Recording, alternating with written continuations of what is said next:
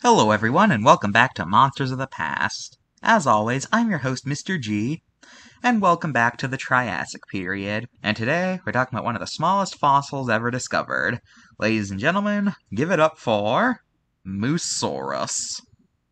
Mussaurus means mouse lizard and is a member of the Mussaura family. It was an herbivore that lived during the late Triassic in South America. Mussaurus was about 20 feet long, making it a lot bigger than its name would have you believe. The thing that made Mussaurus famous amongst paleontologists is the fact that its babies were some of the smallest fossils ever discovered, being so small that they could fit in the palm of your hand.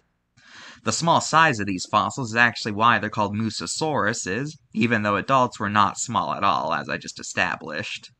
Mussaurus was a prosauropod, which were a group of animals from the Triassic and early Jurassic that are generally considered to be the ancestors of the giant sauropods. Unlike sauropods, which were almost all quadrupeds, prosauropods came in both bipedal and quadrupedal forms. Some other notable prosauropods include the famous Plateosaurus, which was one of the first dinosaurs ever named, and the fact that it was discovered in both Europe and Greenland gave evidence to the theory of continental drift. There was Eoraptor, which was one of the earliest known dinosaurs, period. Now, before you say anything, yes, I am aware that this creature's name and appearance makes it look like a theropod, but its bone structure is more similar to sauropods. Also, just a reminder, theropods and sauropods are part of the same clade, so it would make sense for their ancestors to look similar. The last thing to note is that the name prosauropod has actually fallen out of use in recent years, with most paleontologists referring to them as sauropods in general.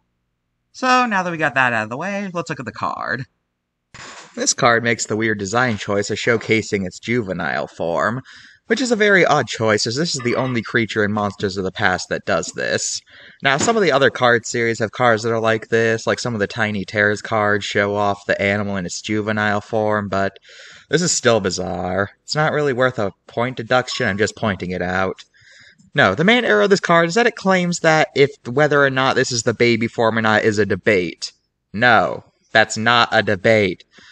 I don't think this was ever a debate, though, because this is clearly a juvenile, as evidenced by its short limbs and big eyes. So, yeah. Anyway, I give this card a 9 out of 10.